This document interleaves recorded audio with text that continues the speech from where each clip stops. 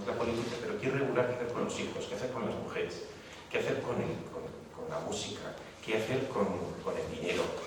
Aquello que hoy, con la sensibilidad del siglo XXI, sentimos como evidencia que debe confiarse a la arbitrariedad de la gente, a la santa arbitrariedad de la gente, él lo quiere regular todo. ¿Y qué ocurre cuando lo intentas regular todo y no confías en la arbitrariedad y en la libertad y en la exuberancia de la gente? Ocurre lo que ocurre en el libro 10º de la República. Y os recuerdo que en el libro 10º de la República, al final, se expulsan a los jueces. Aquí. Carolina. Pues tenía una serie de cosas, pero ya que empezaste tú, me voy a referir primero a una que dice, y es la imaginación moral. O sea, la corrección política procede de la sugerencia de que se tenga imaginación moral, es decir, de que se puede sentir como el otro o ponerse en lugar del otro. Pero justamente lo que ha pasado con la corrección política y con la política identitaria, que creo que hay que hablar de las dos juntas, es que se niega la imaginación moral y la posibilidad de imaginación moral, y se insiste en que solo se puede conocer de la sensibilidad o de la situación de alguien si se está en la misma situación que esa persona. Entonces empezamos a hablar de apropiación cultural y de todas las otras demonizaciones culturales últimas. Entonces solamente si eres de cierta procedencia, de cierto sexo, etcétera, puedes entender la experiencia de la persona de esa procedencia, de ese género, con otro sexo, con lo cual precisamente reniegan de la imaginación moral, habiendo partido de la imaginación moral. Y hay una imaginación moral mucho más interesante, además, que la de ponerse en lugar del otro, y es la conciencia de que incluyes al otro, que es más bien la que está animada por lo literario, ¿no? Por la experiencia literaria y por la tradición literaria, que es lees para tener a otros dentro de ti, no exactamente para ponerte en el lugar del otro, sino para saber que incluyes a todos. Por otra parte, quería hablar del narcisismo, porque desde luego que todo esto tiene que ver con, no solo con la obligación de mirarte en la mejor luz posible, de mirarte fascinadamente, sino que el correlato de eso es el extremo de la opresión, porque es solo háblame de ti, ¿sí?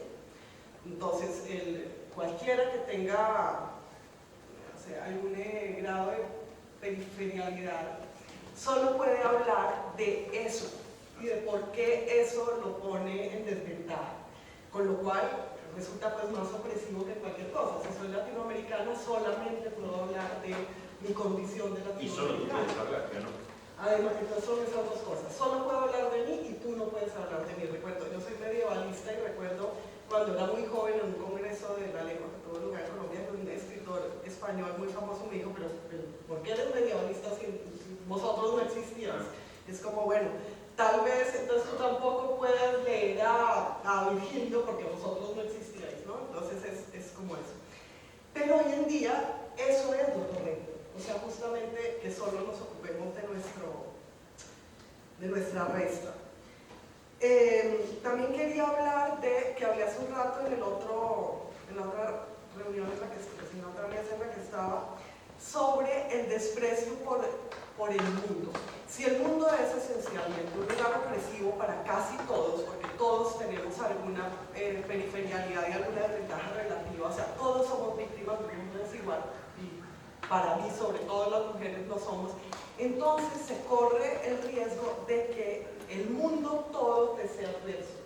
No solamente las jerarquías, no solamente las hegemonías, no solamente los hombres blancos heterosexuales, sino las rosas, y los ladrillos, y el oro y la luz. Y creo que eso tiene que ver con privilegiar las realidades virtuales. O sea, creo que nuestra adicción a la quejumbre tiene que ver con nuestro desprecio por la tierra. Creo que las dos cosas van juntas, porque por eso, ¿no? Si el mundo es enemigo tuyo, entonces todo lo del mundo no te pertenece y no te corresponde. Y quería hablar también, pues, enunciar la relación entre la gramática y la corrección política, porque se denuestra el régimen gramatical, ¿no? Entonces es, digamos, conservador reaccionario, etcétera, interesarte, que te intereses, había cometido un error gramatical, que te intereses en el subjuntivo y lo imperativo, por la gramática de tu lengua. En cambio, hay una corrección política que es eminentemente estadounidense, que es totalmente impuesta, o bueno, yo no estoy en contra de la corrección política, de hecho estudié en Estados Unidos en los años 90 y fui de esa primera generación muy entusiasta con la corrección política y creo que soy más correcta que incorrecta. La atención eso, que es una reglamentación incuestionable del lenguaje frente a una demonización del estudio de la lengua. Entonces esa cosa de gramática y corrección política. Y por último, lo de la, he dicho por último como 3 veces, lo de la identidad.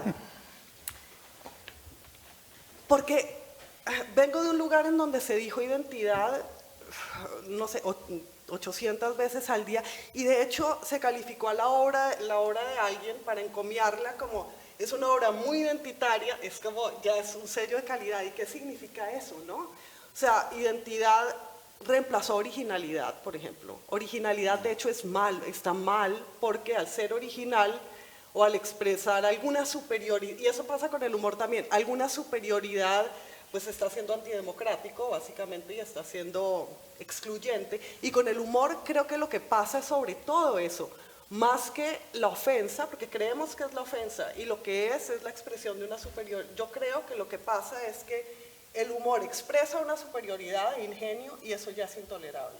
Lo formidable es intolerable cuando se privilegia la fórmula. Bien, el juego de palabras, me lo excusan, etc.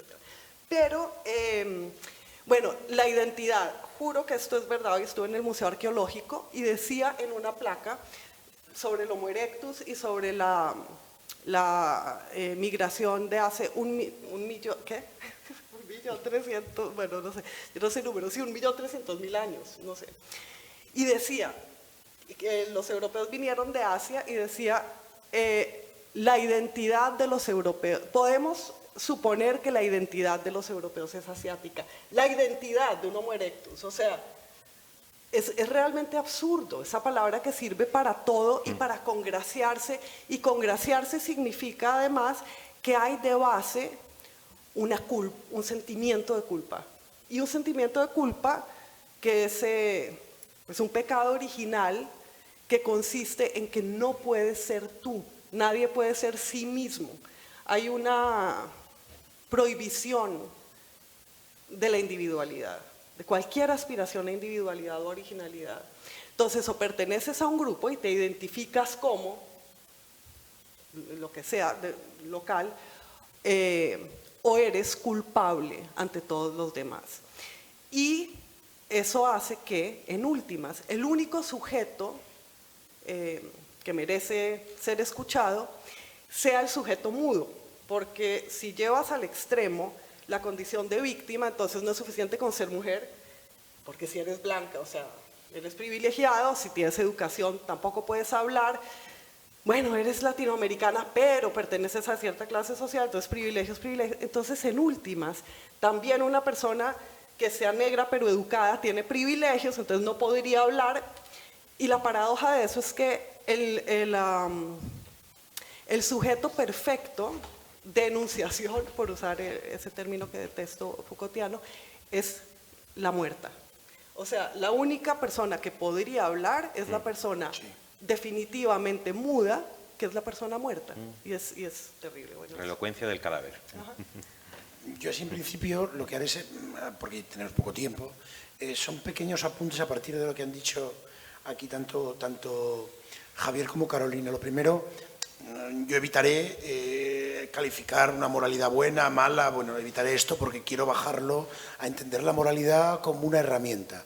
Es decir, la moralidad sea cual sea una moralidad, pues la moralidad católica, por ejemplo, la moralidad islámica o lo que, como ustedes quieren etiquetarla, ¿no? ¿Para qué sirve? Es decir, ¿para qué sirve? En principio, serviría, como clásicamente, para la cohesión del grupo. Es Es decir, yo tengo esta moralidad y los grupos se cohesionan a partir de una determinada moralidad, que en este caso, en el caso de las ciudades, pues es heterogénea, en el caso de las ciudades y muy compleja, en el caso de las ciudades en el siglo XXI, pues porque puedes tener una moralidad católica y según la Iglesia Católica de estar en contra de la pena de muerte, pero a la vez votar a Vox, que estaría a favor de la pena de muerte, por poner un ejemplo cualquiera. Entonces, esa es una herramienta que sirve para cohesionar a los grupos y orientarlos también en sus actitudes, en sus pensamientos y demás. Pero otra de las potencias que tiene la moralidad, y que creo que es la que nos ocupa aquí, es la capacidad para llamar la atención al demostrar tu moralidad. Tal que llama menos la atención si yo digo, mira que pasa por ahí Manolo, que si yo digo, mira, pasa por ahí Manolo, que es un rojo de mierda o que es un fascista. Entonces, como vivimos en una cultura donde lo que se privilegia es llamar la atención, y esto es de percepción de psicología de primero, donde se privilegia la atención que prestamos tanto a nuestros aparatos, que a la vez nos modulan, como a los estímulos tanto textuales como audiovisuales, con los que convivimos diariamente, ahí esa dimensión de la moralidad a mí me parece, como herramienta para llamar la atención, me parece esencial, sea una moralidad u otra. Lo segundo, el desprecio de la gramática. La gramática se ha vuelto, en este mundo literal, se ha vuelto, ha eliminado su capacidad polisémica. Es decir, las cosas ya solo significan una cosa, ¿no? Y ya no existe ni el emisor, ni el receptor, ni el contexto. Si yo me pinto de negro con blackface, y esto no sería ya gramática, sino que sería pues ya es racista instantáneamente. Si yo digo la palabra nigger en inglés, pues se echarían las manos a la cabeza como si Harry Potter dice 3 veces Voldemort, ¿no? Y entonces aquí esto es intolerable, porque las palabras son relativas, en el mejor sentido de la palabra relativo, ¿no? Y luego, en cuanto a la corrección política, como muy bien decía Carolina, fue una herramienta, de nuevo, que yo creo que fue muy positiva y que, por lo último que diré, pues se ha degenerado, pues porque las cosas pues están sujetas a su contexto, ¿no? Y cambian de significado, cambian de uso, ¿no? Esto, evidentemente, constriñe cualquier cosa que se escape de la corrección política, ¿no? Como, por ejemplo, el humor. Es decir, el único sitio... Yo creo que hay 2 sitios en los que podemos ser un poco más libres, digamos, de nuestros bordes, ¿no? Que podrían ser, así de primeras, el sexo y el humor, ¿no? Y el sexo encima lo puedes hacer casi es orgiástico, el humor casi es orgiástico, porque lo puedes hacer con 800 personas a la vez. Yo lo he hecho. Entonces, de ahí su cercanía entre amor, humor, demás, ¿no? Y es muy interesante cómo la corrección política ha corroído esta posibilidad de ser libres. Ha corroído la posibilidad de ser libres, queriendo proteger, que esto sería la gran contradicción, queriendo proteger a minorías, las ha hecho más desprotegidas, no te digo que nunca, pero las ha hecho muy desprotegidas porque esa autoconsciencia del mundo es perjudicial. O sea, es perjudicial porque te miras demasiado y caes en esta gran enfermedad que creo que tienen las sociedades occidentales, que es la cultura del victimismo. Pero ya estoy tirando a esbozos. Y por último, la identidad. Con respecto a la identidad, habría que eliminar, pero directamente en la plaza pública, aquel que piense que la identidad es inmanente al ser humano. Es decir, que los seres humanos que vio Carolina en el arqueológico tenían identidad, ¿no? Entonces, pues asiática, tenía una identidad, ¿no? Entonces, pues nada, empezar a explicar que la identidad es un fenómeno urbano del siglo XIX y que se complejiza a medida que las sociedades se complejizan, y punto pelota. Y quien diga que su tatarabuelo tenía identidad, pues nada, cogerlo y tirarlo por la ventana, porque no se entera de nada. Y por último, lo interesante, que esto es un título que ha propuesto la Feria del Libro, y lo interesante del título, de la indignación a la corrección política. Y yo lo entendí, creo que por otro lado, porque yo creo que la idea es indignarse y pedir censura, ¿no? Ofenderse, como muy bien decía Javier, y pedir censura. Pero yo de primeras, cuando lo leí, me acordé de la indignación del 15M, ¿no? Del 15M que hace 12 años, ¿no? Y esa indignación sería todo lo contrario a la corrección política. Creo que de 2011, nosotros creamos la revista satírica en 2011, la empecé en Mongolia y hice una revista satírica, y estos últimos 13 años, en ese sentido, han sido trágicos. ¿En España? En España y en el mundo. En el mundo. Y en el mundo. Yo creo que cojo España por la indignación de los indignados del 15M, que no sé si esa palabra se utilizó en otros sitios, pero los indignados del 15M tenían un componente fuerte de clase. La corrección política es de psique, no hay clases ahí, es el ego, mi ego. Sea pobre, sea es que están ofendiéndome, pues vale usted, pues vale. La indignación era un movimiento juvenil que trataba de alguna forma cambiar las cosas de forma material, económicamente. La corrección política es propia del H&M, ¿sabes? En el H&M no hay clases sociales, nos reciben a todos y somos todos ricos y estas cosas, ¿no? Entonces, pues esa evolución que me sugirió el título, a mí me parece que es una evolución en muy corto tiempo, creo que tiene, y ya termino, y creo que tiene unos culpables, que volvemos a hablar de herramientas, que son tecnológicos, al igual que Richard Sennett explica la corrosión del carácter, como el tren, la invención del tren cambió la psicología de las personas. Yo creo que la masificación de Internet ha cambiado tremendamente todo esto y entre ellos, pues lo que acaba de decir Carolina, yo estoy tratando de ver el porqué, en la corrección política, el inicio de la corrección política. Y ahí os lo dejo para entrar un poco en un término que no hemos utilizado todavía, Javier, que es una derivada de lo que estamos hablando, la cultura de la cancelación. ¿Existe la cultura de la cancelación? ¿Son hombres blancos quejándose? ¿Eres tú quejándote porque te cancelan, pero sigues teniendo poder? Explícame. Antes, oyéndoos, voy a contar una cosa de cada uno de lo que he oído, quizá también una cosa de Internet, pero también brevemente, pero me he acordado, oyéndolo y termino, me acuerdo que Miura decía que él empezaba las conferencias siempre diciendo y termino, porque había observado que el conferenciante español después duraba 45 minutos, que era el tiempo que más o menos tenía asignado. Una cosa que ha dicho Carolina, creo que hay algo que se explica de los síntomas que tú vas escrutando por el descontento existente. Yo tengo un libro que tiene un capítulo que no lo voy a contar, pero que se titula Las causas de nuestro actual descontento. Y una de las causas, solo una, hay más, pero hoy voy a decir una, tiene que ver con la transformación del concepto de cultura. La cultura, desde el origen de los tiempos hasta el siglo XIX, era aquello que convertía al salvaje recién nacido, desnudo, dependiente, 25 años después lo convertía en ciudadano. El paso entre esa ignorancia desnuda hacia la ciudadanía plena, lo que había en medio, era una cultura que contribuía a la socialización. Por tanto, la cultura era algo positivo. A partir del siglo XIX, en el siglo XX, y ya últimamente asistimos al paroxismo, la cultura ha dejado de ser un instrumento de socialización y se ha convertido básicamente, para la conciencia general, en un instrumento de dominación. De tal manera que si tú utilizas esta palabra o estás aficionada a este lenguaje o utilizas esta terminología, normalmente hay alguien que te descompone y te dice esto lo dices porque eres blanco, porque hay una dominación detrás, porque eres occidental, porque eres de la clase privilegiada.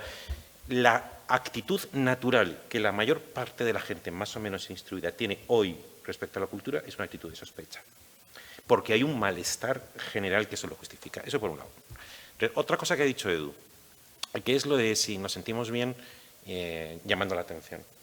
Y hay una cosa que creo que es verdad, pero también en otro sitio he defendido la importancia del chismorreo. Yo creo que el chismorreo es muy importante. Muchísimo. Y además está subyacente en el chismorreo nada más y nada menos que la esencia de la moral. Si tú quieres comprender la ley de la gravedad, pues entonces te vas a Newton y entonces ves el E igual a y te comprendes la fórmula matemática, porque la fórmula matemática es abstracta y puedes tener un acceso abstracto a las verdades físicas, a las verdades matemáticas, a las verdades científicas. Pero si tú le quieres explicar a un hijo qué es la valentía, no le llevas a la Wikipedia ni a un tratado de filosofía moral, sino le dices, mira, el comportamiento de ese tío es indigno, es cobarde. Es decir, el momento de la verdad, de la moral, se revela en lo concreto. Así que cuando tú vas a quedar con alguien y estás iniciando una relación o quieres conocerlo un poco más, pues no dices en general, me gusta lo bueno, lo bello, lo verdadero, sino que te interesa saber en qué se encarna. Entonces dices, ¿a ti qué te parece Edu Galán? Pues un tío cultísimo. Bueno, o al contrario, no me hace nada de gracia. ¿O qué te parece Javier Gomá? Pues un payaso.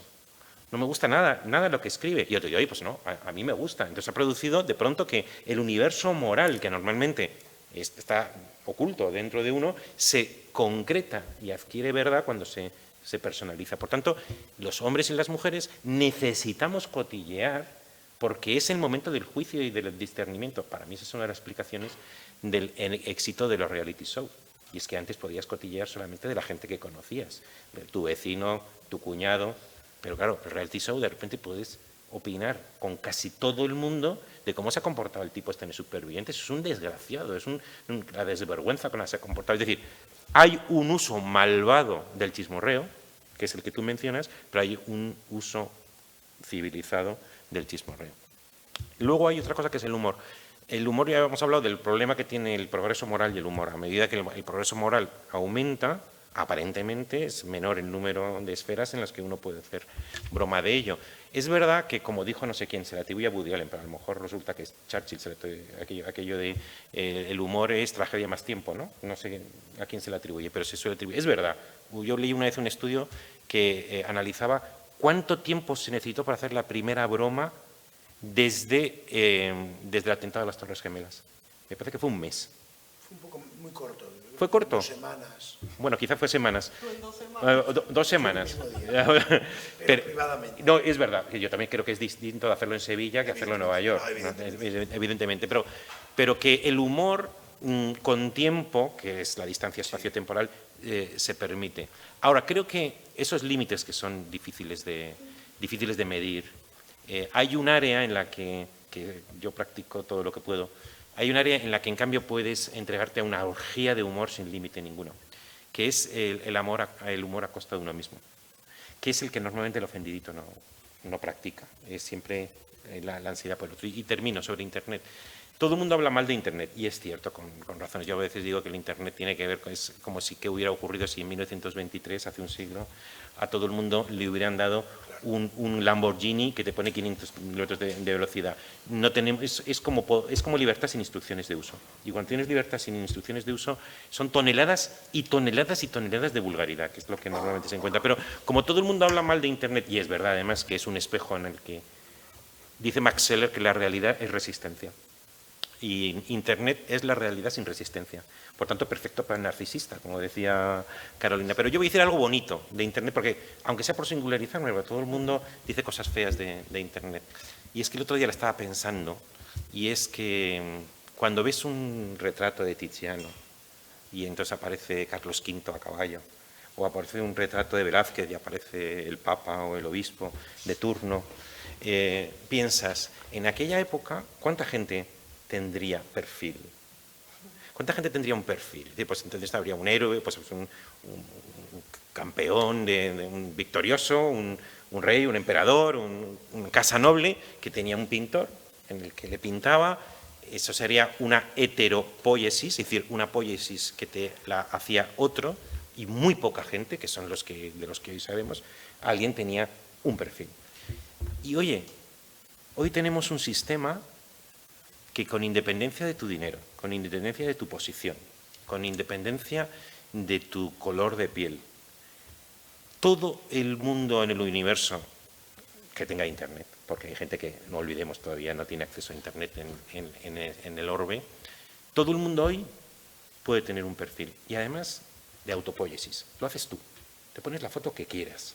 Te pones lo que quieres debajo de la foto y dices que eres artista o que eres director de orquesta.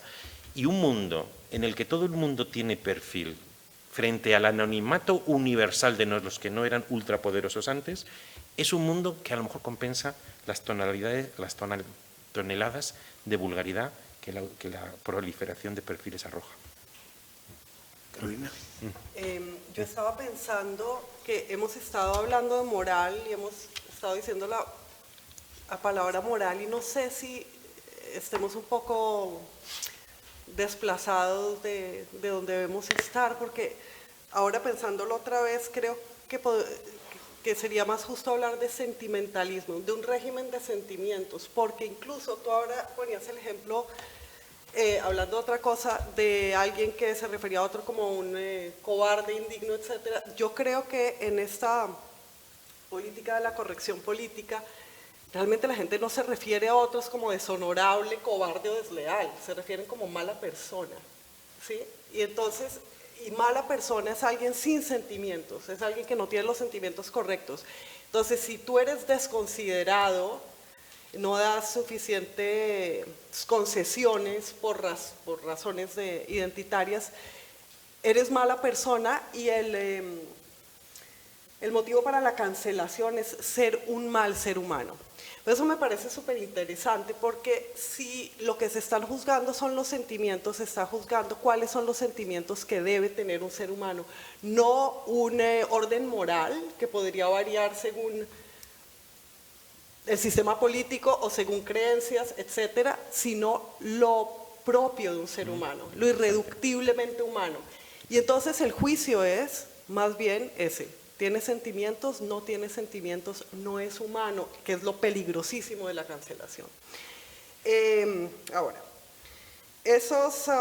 lo humano tiene que ver con lo identitario porque precisamente las primeras veces que se habló de lo humano como distinto, bueno, las primeras veces no, porque en el mundo clásico algo se ha hecho, pero en el Renacimiento, cuando empieza el humanismo, como se define al ser humano es precisamente el espacio vacío que puede ser cualquier cosa, que está en el discurso de la dignidad, sobre la dignidad del hombre de Pico de la Mirandola.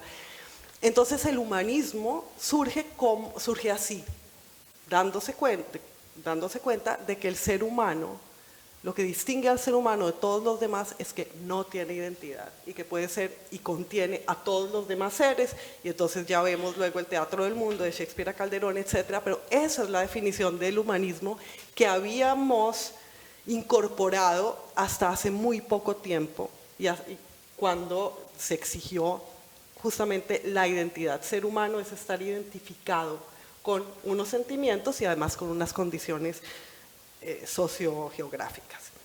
Pero esto bordearía casi el totalitarismo. Sí, sí, y hablando de totalitarismo estaba pensando en lo que decías de la enemistad con la cultura, que hoy hablábamos de eso también con otras personas que están aquí.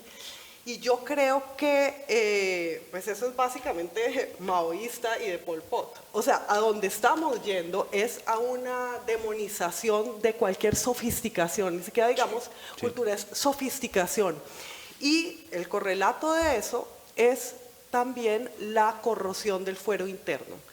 O sea, nosotros hemos estado pensando durante más o menos 5 siglos, y Cervantes dice en el prólogo del Quijote, ¿cómo es? Debajo de mi manto al rey mato, le dice al lector, tú eres libre de pensar lo que quieras. Hemos estado pensando durante 5 siglos que el espacio inviolable de libertad es el fuero interno.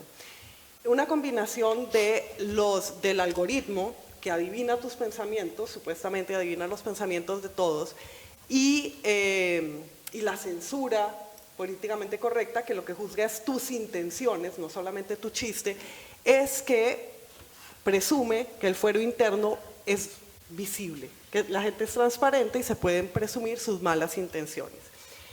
La corrosión del fuero interno es también trae también un sentido de incorrección del deseo. Y ahí conecto con lo del sexo. Efectivamente, los blancos de esto son, los blancos en sentido de blanco de la Diana. De la Diana son el sexo y el humor. Y el sexo está mal. O sea, y poco a poco va pasando eso. muy al contrario de lo que mucha gente cree, de que las nuevas generaciones son más libres sexualmente, eso no es cierto. Las nuevas generaciones no follan, y ya está, de verdad. Esto salió en el periódico ayer antes. Sí, ¿No te lo leíste? sí. Bueno, eso, por lo menos no follan conmigo. No, Esto, tampoco. esto se transmite por... Se transmite bien. Bien, pero entonces está eso. Tu fuero interno es sospechoso, en tu fuero interno está tu deseo, entonces tu sexualidad es en principio sospechosa, pero lo que no es sospechoso es el porno, porque no pertenece a tu fuero interno, está afuera. O sea, una sociedad pornizada es también una sociedad sin deseo. Y ahí iba a decir otra cosa en penúltimo lugar, que estaba pensando también que esa afán de identificarse con razones de geografía, raza, etcétera, tiene que ver con tu identidad, con tus ancestros. O sea, vengo de un congreso que había en el que todo el mundo habló de mi abuela, lo que decía mi abuela, lo que decía mi abuelo, y es un poco esa sobreexplotación de lo autobiográfico. O sea, yo también he escrito de mi abuela, mi abuelo, pero me pregunto, ¿por qué quieres ser tus ancestros? Y yo creo que tiene que ver con que básicamente antes y ahora lo que queríamos era no morirnos. Lo único que queremos es no morirnos. Eso es lo único importante. Lo que pasa es que en un sistema patriarcal, se supone que sobrevive, sobre todo el hombre, esto estoy improvisando totalmente, pero se me ocurre ahora, sobrevive el hombre en su descendencia, ¿no? Pero cuando se mostró efectivamente que eso no tenía mucho sentido, porque ya sabemos de sobra, ya siempre lo hemos sabido, pero ya podemos decir que la paternidad es un invento, entonces hemos recurrido a sobrevivir en el ancestro, o sea, más o menos a no morir, pero por revivir el ancestro en vez de por crear al descendiente. Sí, se me ocurre eso ahora. Es lo contrario de Platón. Platón te decía que te inmortalizabas por los hijos, tú dices que te inmortalizabas por Bueno, los padres. Platón y todo el mundo, o sea, todo el sistema patriarcal es el hombre se inmortaliza por los hijos, y esa es la patrilinealidad, etcétera. Yo creo que lo que estamos haciendo es nos inmortalizamos por los padres, por los abuelos, etcétera. Y ahí, esto sí lo he pensado últimamente mucho, el feminismo se distingue de todas las demás reivindicaciones porque una mujer es hija de un hombre y una mujer. En cambio, si estás reivindicando algo de raza, pues obviamente puedes ser hija de un blanco y un negro, etcétera, pero estás recurriendo a eso que está en tu sangre. En cambio, absolutamente todo el mundo es hijo de un hombre y una mujer. Entonces es muy distinto. El reclamo identitario es, por definición, distinto del feminismo que el de raza, etcétera, por ese vínculo con el ancestro. Y alguna otra cosa iba a decir, pero no sé. Sobre el empobrecimiento del lenguaje. Lo que me causa curiosidad es que ya decía hace un momento pues que se juzga toda sofisticación, pero en cambio la terminología sociológica no. O sea, todas las... Si usas un léxico más o menos variado, si hablas con cierta preocupación por hacer oraciones complejas, incluir cláusulas, qué sé yo, mal. Pero si te sabes toda la terminología de Foucault, eso no está mal. Y a mí me causa mucha curiosidad eso, ¿no?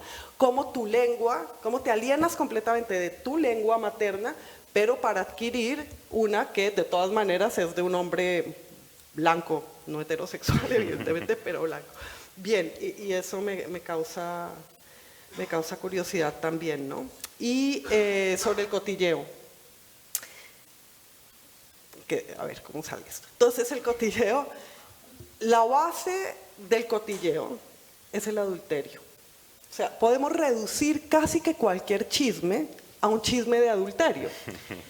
Y no solo el cotilleo, la novela del siglo XIX, el tema de la novela es el adulterio.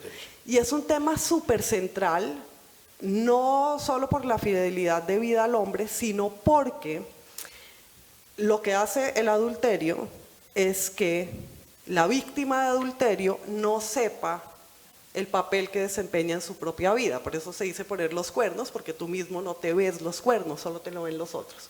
Y entonces eso de ser otro, del que tú mismo no estás al tanto, mientras a la vez que es objeto de pánico, es también objeto de deseo. O sea, hay un impulso de autodestrucción, un impulso de muerte en buscar ser víctima de adulterio, como hay un objeto irresistible de impulso de autodestrucción en buscar ser víctima de cancelación o de tergiversación. Y entonces creo que, y eso también se me acaba de ocurrir, pero está bueno, que lo que nos lleva a las redes sociales, a querer estar en las redes sociales es no ser nosotros. O sea, es ser malinterpretados y ser adulterados en ese sentido, y que de nosotros se cuente una ficción de la que ni siquiera estamos al tanto, ¿no? Ser personaje de ficción como una forma de autodestrucción, de impulso autodestructivo, impulso tanático, pues. Pues yo nada, rápidamente así, porque tenemos que dar paso a una pregunta. Sí, ya me están haciendo en los 5 minutos. Yo muy rápidamente, Alicia en el Paraíso, estaba escuchando a Javier y me acordé de Humpty Dumpty en Alicia en el País de las Maravillas, ¿no? Internet ni es bueno ni es malo, es una herramienta que tiene, pues bueno, que hay que hablar mucho de ella, ¿no? Dice Humpty Dumpty en Alicia en el País de las Maravillas, la cuestión es saber quién manda.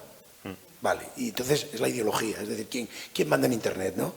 Y la ideología de Internet es clásicamente Silicon Valley, estas corporaciones aberrantes, comandadas por hombres con una ideología que podríamos llamar liberal norteamericana, que podríamos llamar progre en el sentido norteamericano, que trasladan que como dicen ellos, sus issues al resto del mundo.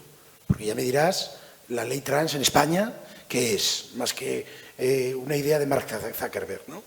Entonces, el perfil tanto el que tú describes del artista que pinta como el que yo cuelgo en mis redes es un perfil mediado. Es decir, entonces, por el artista o por el sitio que mando yo a la nube y se replica, ¿no?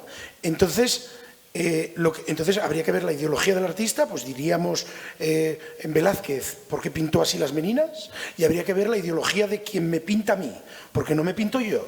Eso es una cosa, me pintan, yo lo mando a la nube y la nube hace clink clink y se devuelve. Entonces es mediada, entonces ahí es donde hay que empezar a desentrañar qué pasa ahí, ¿no? Que no es ni malo ni bueno, es. Y lo que sí transmite también como buena ideología liberal norteamericana o ideología norteamericana que explicó muy bien Harold Bloom en aquel libro sobre la religión norteamericana es un individualismo feroz y esto ya voy al fuero interno del que hablaba Carolina, y la idea de que el mundo está a los pies de la persona individual, de que el fuero interno de la persona individual es la que determina el mundo y no al revés. Y claro, esto aparte de crear una serie de problemas psicológicos muy gordos, porque realmente el mundo te va a arrasar, querido mío, querida mía, si te compras una casa al lado de una playa idílica en Tailandia, va a venir un tsunami. Qué bien que aquí no vive nadie. ¿Por qué será? Pues porque va a venir el tsunami. Entonces, como el hombre, el ser humano, es la medida de todas las cosas y su sentimentalidad, porque el mundo está a sus pies, es la medida de todas las cosas, claro, no hay nada más definitivo que llamarlo malo. Mala persona. O en sus versiones digamos, más sofisticadas, sociológicas, fobo. Eres fobo de algo. Eres fobo, tienes una enfermedad dentro, porque todo es dentro, no, eres tú, naciste inmanente, tienes identidad, tal. Y entonces, yo creo que tenemos un gravísimo problema con esta cosa de que solo lo cercano emocionalmente a ti es lo que marca el mundo, y que también, ya por cerrar ya, indica esa cercanía, este discurso autobiográfico de la abuela, es una mistificación que yo ya daba superada con Rousseau. Es una mistificación del pequeño salvaje, de que mi abuela, conviertes a tu abuela en aquel salvaje que se trajo aquel doctor feral, ¿no? Y que por feral era buena. Por feral, por salvaje, por natural, ¿no? Esto que dicen ahora, que están los yogures, son naturales, son orgánicos, ¿no? Pues tu abuela sería como el yogur, 0% de grasa, ¿no? Entonces, pues claro, esto hay que rebelarse, porque tu abuela... y eso indica, y termino con esto, el problema que tiene esta sociedad con el futuro a largo plazo. ¿Me da tiempo o ya estamos ¿Os da tiempo? Suspendemos las preguntas. No, yo no digo nada. Si tenéis alguna Sí, pregunta. Sí, comenta. Sí, 1 minuto y 1 minuto, venga, como Uno. los Ramones. Los Ramones hicieron canciones estupendas en 1 minuto.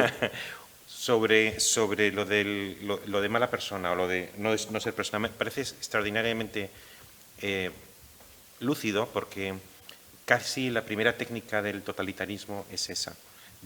Hay un libro que explica que el totalitarismo en la Alemania nació cuando expulsó al arlequín, que es decir, la figura del humor en el siglo XVIII, lo expulsó, y cuenta que en Alemania no hubo literatura de humor.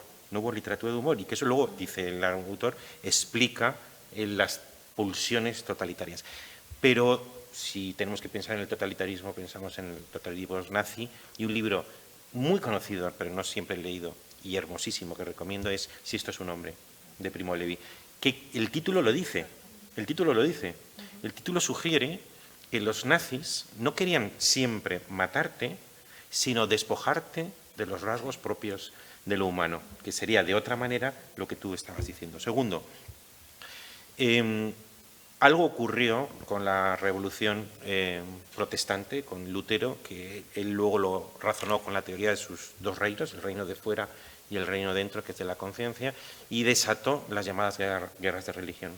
Las guerras de religión fueron extraordinariamente cruentas y se combatía por diferentes conciencias, no solamente ya pensamientos, sino conciencia. Terminó en 1648 con la llamada Paz de Westfalia, que estableció, dice Jelinek, que es el gran historiador del siglo XIX de la teoría general del derecho y de la gestación de los derechos públicos, dijo que el primer derecho fundamental de la historia fue la libertad de conciencia, definida en 1648. Así que la se nos va, O más se nos va. Bueno, pues ya termino. Ya... de tu hermano de notario. No, ya termino. Iba a decir otra cosa, pero esa la suprimo. Tampoco digo lo de por último, porque entonces serían 45 minutos. Digo simplemente que la negación que hoy en determinada política de la cancelación se da a pensar y sentir como quieras es un retorno a las guerras de religión anteriores a 1648.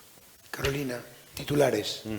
Solo un comentario sobre eso de ser mal ser humano, que es de lo que estamos hablando, es el uso común de Maradona era buen futbolista pero mal ser humano, o Picasso era buen pintor pero mal ser humano, que es increíble, porque entonces futbolista, ¿qué es si no es ser humano? O pintor, ¿qué es si no es ser humano? ¿No? A mí eso siempre me ha aterrado mucho. Y lo segundo y último, es ahora que hablaste de Velázquez, pensé si las redes sociales y esto de lo identitario y la tensión entre tener muchas identidades en redes sociales y tratar de identificarse como miembro de un grupo no es un desarrollo hiperbarroco del barroco. O sea, porque es lo que es eso, ¿no? Es ese juego de espejos y ese desbocamiento del cambio.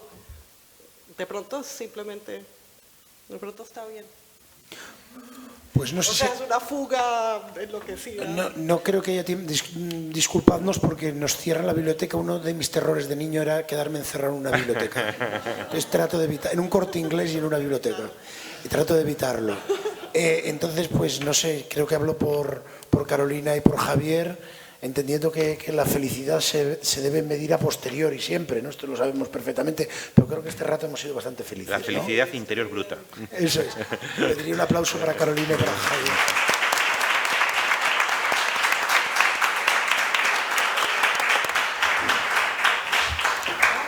Muy bien. ¿Pasa bien? Ha pasado muy bien. Sí. Sí, muy bien, gracias.